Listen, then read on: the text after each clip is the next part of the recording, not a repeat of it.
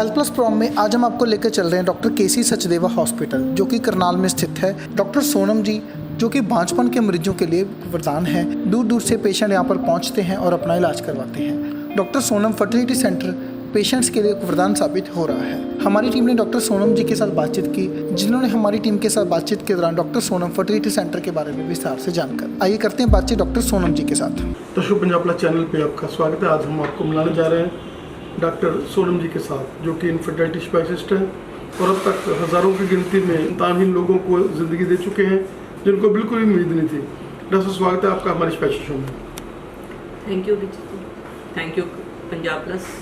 Doctor क्या कहना चाहेंगे कि इनफर्टिलिटी जिसमें सबसे बड़ा जो रोल है वो काउंसलिंग का है, क्योंकि इनफर्टाइल जो कपल्स हैं उनमें बहुत ही प्रेशर रहता है और वो लोग बहुत ही उदास होते हैं, और वो जब डॉक्टर सोनम के पास आते हैं तो वो उनको एक नई राह, नई ज़िंदगी, और वो लोग जो 2-2, 3-3 बार फेलर होते हैं उनको IVF के बिना भी जो है कंसीव कर जाते हैं। क्या कारण है, क्या माने कि ये हॉस्पिटल ही लकी है, क्या कहना चाहेंगे?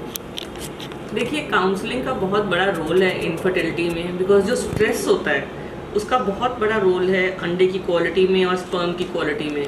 हमारा जो डे टू डे लाइफ है वही बहुत स्ट्रेसफुल है, उसकी वजह से अंडे की क्वालिटी और स्पर्म की क्वालिटी में बहुत फ़र्क पड़ता है। काउंसलिंग से पेशेंट को ये ज़रूर पता होता है कि मैंने किस रास्ते पे चलना है। मेरे पास बहुत सारे पेशेंट ऐसे आते हैं जो ये कहते हैं जी हमारी सारी रिपोर्ट्स नॉर्मल हैं, लेकिन कोई ना कोई प्रॉब्लम उनमें ज़रूर होती है जो पता नहीं करी जाती है। कई बार पेशेंट्स के जो बेसिक टेस्ट हैं जैसे ट्यूब टेस्ट है वो ही नहीं होता, उनके केवल अल्ट्रासाउंड ही होते रहते हैं।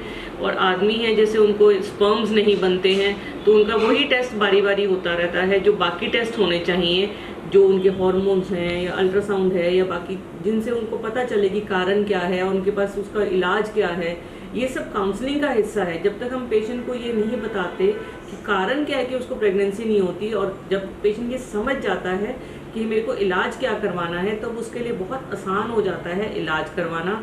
और कई प्रॉब्लम्स तो ऐसी होती हैं जो सिर्फ गाइडेंस से ही उनको सॉर्ट आउट कर लेते हैं और प्रेगनेंसी ले सकते हैं। जैसे क्या कहना चाहेंगे कि हम ये सोचे कि जब पेशेंट आता है आपके पास तो एक ही जोन में आप उसको ले जाते हैं, उसके माइंड को फ्रेश करते हैं, उसके साथ बातचीत करते हैं, उसको प्रेशर से रिलीज करते हैं। कि हमने ऐसे बहुत सारे पेशेंट हैं जो उनको कंसीव हुआ है बाबा की कृपा के साथ, क्या कहना चाहिए? बिल्कुल, डेफिनेटली जो हमारी सोच है वो हमारी जो बॉडी के पार्ट्स हैं, बिकॉज जो ब्रेन है हमारा वहीं से सारे हार्मोन्स क्रिएट होते हैं जो हमारे अंडेदानियों पे काम करते हैं या फिर टेस्टिस पे काम करते हैं, जिससे अंडे भी बनते हैं और स्पर्म्स भी बनते हैं। जब हम स्ट्रेस फ्री हो जाते हैं या हमारी जो सोच है वो बदल जाती है तो जो हमारे हार्मोन्स हैं उनमें फ़र्क पड़ता है। प्लस जो हम मेडिसिन देते हैं उनसे भी जो केमिकल चेंजेस हैं उनसे जो क्वालिटी है एग की और स्पर्म की वो इम्प्रूव होती है, तो पेशेंट्स को रिजल्ट मिलता है। जब भी वो कई बार बाबा की कृपा है या फिर किसी ऐसी जगह पे जाते हैं जहाँ से वो रिलैक्स हो जाते हैं और उनका विश्वास हो जाता है कि हमें प्रेगनेंसी होगी, और वो ये सोचते हैं कि मैं प्रेग्नेंट हूँ या मेरी प्रेगनेंसी हो गई है, इस विचार से ही बहुत फ़र्क पड़ जाता है। बिकॉज मेजॉरिटी जो बीमारियां हैं वो हमारे दिमाग से शुरू होती हैं। अननोइंगली या नोइंगली हम अपने दिमाग में बहुत सारी धेड़ बुन लेते हैं, पता नहीं मैं प्रेग्नेंट होंगी नहीं होंगी। बहुत मरीज़ मेरे ये सोचते हैं, तो मैं उनको सिर्फ कहती हूँ कि आप सिर्फ एक ही मंत्र का जाप करो कि थैंक यू गॉड मुझे बच्चा हो गया। वो इस मंत्र का भी जाप करती हैं तो उनसे उनका स्ट्रेस कम हो जाता है। जब स्ट्रेस कम हो जाता है तो उन कई बार बहुत जल्दी प्रेगनेंसी हो जाती है। वैसे क्या कहना चाहेंगे कि IVF तो हर डॉक्टर करता है, लेकिन आपकी फॉलोइंग, जैसे आप उसको कंसीव होने तक की नहीं, बल्कि उसको जब तक बच्चा नहीं हो जाता तब तक आप उसके साथ रहते हैं, उसको इंटेलिजेंटली जो है गाइड करते रहते हैं, और वो भी आप लोगों को फॉलो करता है। और आपको पता होता है कि ये बहुत प्रीशियस जो है इसमें बहुत ज़्यादा प्रेशर लगा होता है, और आप यही कारण है कि जो IVF करवाते हैं और वो बाद में रिजल्ट भी ले जाते हैं। देखिए, पेशेंट का अपने डॉक्टर पे विश्वास और डॉक्टर का अपने पेशेंट की तरफ जिम्मेवारी, ये दो चीज़ें हैं जो बहुत मैटर करती हैं। और इसलिए बहुत ज़रूरी है कि पेशेंट को भरोसा हो कि उनका डॉक्टर उनका सही इलाज कर रहा है, और डॉक्टर की भी ये जिम्मेवारी बनती है कि वो अपने पेशेंट को सही और बिल्कुल ट्रांसपेरेंट तरीके से समझाए कि कितने चांसेस हैं उसके प्रेग्नेंट होने के। बिकॉज कोई भी तरीके से कोई भी डॉक्टर बच्चा होने से पहले 100% की गारंटी नहीं दे सकता कि वो बच्चा पेशेंट प्रेग्नेंट हो जाएगा। केवल भगवान है जो 100% गारंटी ले सकते हैं, लेकिन डॉक्टर अपनी तरफ से प्रोबेबिलिटी बता सकता है, अपनी कोशिश बता सकता है, क्योंकि ये सच है कि एक डॉक्टर सिर्फ अपनी दवाई दे सकता है, लेकिन जो उसका इलाज है, जो उसका सक्सेस है, वो केवल और केवल भगवान जी के हाथ है। और प्रभु की कृपा से ही जो इलाज है वो एक डॉक्टर के माध्यम से होता है। वैसे क्या कहना चाहेंगे कि ये जो हॉस्पिटल है ये केवल इनफर्टाइल पेशेंट्स को ट्रीट करता है, इसमें आपका जो एक मेन जो है माइंड सेटअप है वो उसी की तरफ लगा हुआ है, और यही कारण है कि यहाँ रिजल्ट्स बहुत ज़्यादा बढ़िया लोगों को मिलते हैं? देखिए, ये हॉस्पिटल एक होलिस्टिक हेल्थ में बिलीव करता है कि मैं ये बिलीव करती हूँ एक बच्चे को हेल्दी फैमिली मिलनी चाहिए, क्योंकि अगर दोनों पेरेंट्स में किसी में भी कोई साइकोलॉजिकल प्रॉब्लम है या फिर कोई एडिक्शन है हस्बैंड में, या फिर उनकी हेल्थ अफेक्टेड है, तो उस बच्चे को हेल्दी फैमिली नहीं मिलेगी तो वो कामयाब कैसे होगा।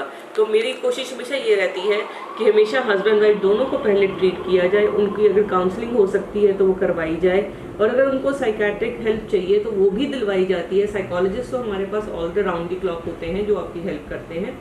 और जब भी हमारी जो सोच है वो बहुत सारी बीमारियों के और इलाज के लिए रिस्पॉन्सिबल है, तो ये बहुत ज़रूरी है कि हम पेशेंट का इलाज ऐसे होलिस्टिक करें। हमें ये पढ़ाया गया health is not only mayor absence of disease, कि केवल बीमारी ना होना ही हेल्थ नहीं है, उसमें complete physical, mental, social, spiritual, financial, हर तरह की वेलबींग एक पेशेंट के लिए बहुत ज़रूरी है। और इस पंजाब प्लस के माध्यम से मैं पेशेंट्स को एक ये भी मैसेज देना चाहती हूँ कि हर कपल को अपनी हेल्थ इंश्योरेंस ज़रूर करवानी चाहिए।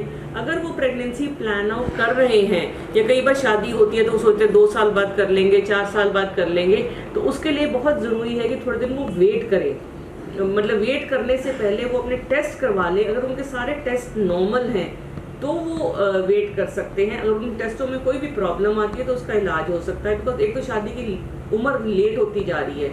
शादी लेट होने की वजह से एक सबसे बड़ी प्रॉब्लम ये आ रही है कि बहुत सारी प्रॉब्लम्स हैं जो पहले यंग एज में नहीं होती, लेकिन जैसे जैसे एज बढ़ती है लेडीज़ की या आदमियों की, तो प्रॉब्लम्स आनी शुरू हो जाती हैं। तो इसलिए ये बहुत ज़रूरी है कि वो अपना इलाज करवाएं। और इलाज कराने से पहले जब भी हॉस्पिटल की सिलेक्शन करें, हमें ये पता होना चाहिए कि हम किस चीज़ के लिए जा रहे हैं, और उनकी बेसिक नॉलेज, हेल्थ एजुकेशन बहुत बहुत ज़रूरी है। हमारे हॉस्पिटल में ना केवल IVF होता है, लेडीज़ की हर प्रकार की प्रॉब्लम, जो मेनली उनकी बैक एक है, डिस्चार्ज की प्रॉब्लम है, टांगों में दर्द है, सिर में दर्द, जिसको लेडीज़ सोचती हैं शायद वो नॉर्मल है, उन सब चीज़ों का इलाज होता है।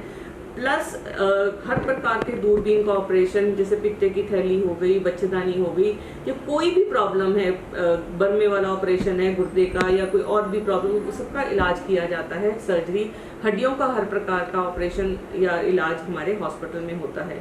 ये ज़रूरी नहीं है कि हर चीज़ का ऑपरेशन हो। कई बार क्या होता है कि सिर्फ दवाई से और सही डायग्नोसिस से भी पेशेंट का भला हो जाता है, तो हमें उस चीज़ के बारे में ध्यान देना चाहिए। स्टरलाइजेशन, जिसका आप लोग बहुत ज़्यादा ध्यान रखते हैं, और हमेशा जो भी आपकी मशीनरी है वो वर्ल्ड क्लास है, और उसके साथ साथ स्टरलाइजेशन, और इन दोनों चीज़ों के कारण जो है आपके रिजल्ट्स जो है तकरीबन बहुत बड़े रहते हैं। देखिए, स्टरलाइजेशन बहुत बड़ा रोल प्ले करता है। स्टरलाइजेशन की चीज़ को बोलते हैं कि जो हम सामान यूज़ करते हैं या तैयार करते हैं, वो सामान इस तरीके से होना चाहिए कि उसमें कोई भी बैक्टीरिया, वायरस, फंगस ना ग्रो करे। उसके लिए ऑटोक्लेविंग होती है, ETO होता है, बहुत सारे तरीके हैं। तो कई बार पेशेंट को जब हम इलाज करते हैं और स्टरलाइजेशन का ध्यान नहीं, तो पेशेंट में इन्फेक्शन हो जाती है, और पेशेंट की सारी इन्फेक्शंस ठीक करके फिर ही IVF लेना चाहिए। अगर पेशेंट को कोई भी सिम्टम है, नीचे उसे खारिश है, पेट में दर्द है, या कमर में दर्द है, या पानी पड़ता है, और उसका IVF होता है, तो उसका रिजल्ट नहीं आएगा। तो ये बहुत ज़रूरी है कि पेशेंट को पूरा रेडी करके फिर ही उसके अंदर बच्चा बना के रखा जाए। बेशक बच्चा बना के पहले हम स्टोर कर सकते हैं। आजकल लड़कियां बड़ी लेट एज में शादी कर रही हैं, तो वो ये कर सकती हैं कि सोशल फ्रीजिंग, जिसको हम कहते हैं, कि शादी से पहले भी आजकल अंडे फ्रीज करने का एक चलन शुरू हो गया है। बहुत सारी एक्ट्रेस ये कराती हैं, और आदमी तो अपने स्पर्म्स यंगर एज में फ्रीज करा ही सकते हैं, बिकॉज सर्टन प्रॉब्लम, जैसे हमारे जंक फूड हैं, या हमारे जो कई बार ऐसी हमारे जो हम ये कहेंगे कि जो पेस्टिसाइड्स हैं, और इन सबसे स्पर्म्स को डैमेज होने का डर रहता है, या कोई ऐसी बीमारी जैसे मम्स वगैरह है, जिससे हम या नीचे चोट लगने का डर होता है, तो जो स्पर्म्स अगर यंग आदमी है और वो ये चाहता है कि कल को मुझे कोई रिस्क ना लेना पड़े, तो अपने स्पर्म्स फ्रीज करवा के वो कितने सालों तक भी रख सकते हैं। डॉक्टर साहब, यू आर इन इंस्टीट्यूशन, आपके पास लंबे डाटे हैं, आपका हमें समय देने के लिए और हमेशा पंजाब प्लस के साथ लोगों को अवेयर करने के लिए बहुत बहुत धन्यवाद। थैंक यू रिची जी। आपका पंजाब प्लस के माध्यम से मैं अपने सुनने वालों को सिर्फ एक यही मैसेज देना चाहूँगी, हेल्थ इज़ वेल्थ, पहला सुख निरोगी काया।